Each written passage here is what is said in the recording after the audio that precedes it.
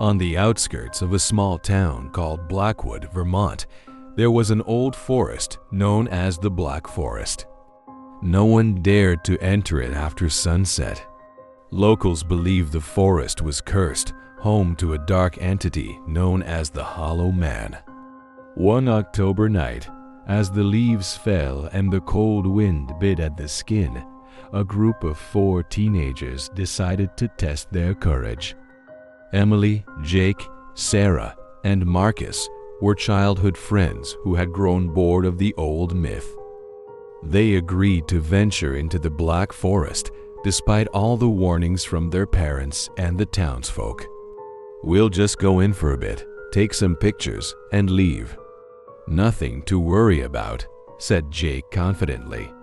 He was the boldest among them, or at least he pretended to be. With flashlights in hand and their phones recording, the 4 teens stepped into the forest. Their first step was accompanied by the crunch of twigs and the rustling of dried leaves beneath their feet. The air inside the forest felt colder, and the shadows of the tall trees loomed like dark towers guarding a sinister secret. They ventured deeper, joking to mask their growing fear. But after a few minutes, something changed. The wind stopped blowing, and the forest became unnervingly quiet. Even the sound of insects had vanished. "This is weird," Sarah whispered, hugging her arms. "Why did it get so quiet all of a sudden?" "Maybe we've just gone too far," Marcus replied, trying to sound calm. But the tension in his voice betrayed him. They kept walking, but now they began to hear something else. A faint sound like whispers coming from all directions. The whispers seemed like fragmented words, impossible to understand. Emily felt the hair on her neck stand on end and stopped in her tracks. "Did you hear that?" she asked, her voice trembling. "Yeah," Jake replied quietly. "It's probably just the wind." But there was no wind. They came upon a clearing in the middle of the forest where an ancient, massive tree stood. The tree was darker than the others, with branches that looked like bony hands reaching into the air. At the base of the tree was a strange carving, a symbol that resembled a circle with spiraling lines inside it. Marcus shone his flashlight on the carving, and suddenly they heard heavy footsteps approaching from the darkness around them. The footsteps were slow but unmistakably getting closer. "Who's there?" Jake shouted, trying to sound brave. There was no response, only the sound of footsteps growing nearer. Sarah began to panic.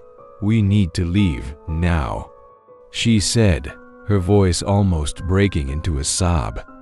Before they could move, the sound stopped.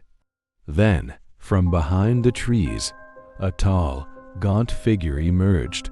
It was almost like a black silhouette with no face. It stood still, facing them. Emily tried to lift her phone to record, but her hands were trembling violently. "What is that?" she whispered. The figure began walking toward them, slowly but steadily. Each step it took made the ground beneath it tremble, as if it carried an unnatural weight. As it got closer, they noticed its body wasn't entirely solid. There were large holes throughout its form, like dark, hollow voids. "The Hollow Man," Marcus whispered shakily, recalling the town's legends. When the figure was just a few feet away, it stopped and raised its long, bony arms. From the holes in its body came a deafening scream, like the cries of hundreds of people all at once. The sound was so piercing that it made them all scream in terror. Jake was the first to run, followed by Emily, Sarah, and Marcus. They ran as fast as they could, trying to find their way out of the forest. But every time they thought they were nearing the edge, they would somehow end up back in the same clearing with the ancient tree and its strange carving. "This is impossible." Jake yelled. "We're trapped." Meanwhile, the hollow man continued to approach, faster with each step. When it was almost upon them, Emily made a desperate decision. She pulled a small knife from her bag and carved the same circle symbol into the ground, mimicking the one on the tree. Suddenly, the figure stopped. It let out a horrific sound, a mix of a scream and a laugh, before vanishing into thin air. The forest fell silent once more.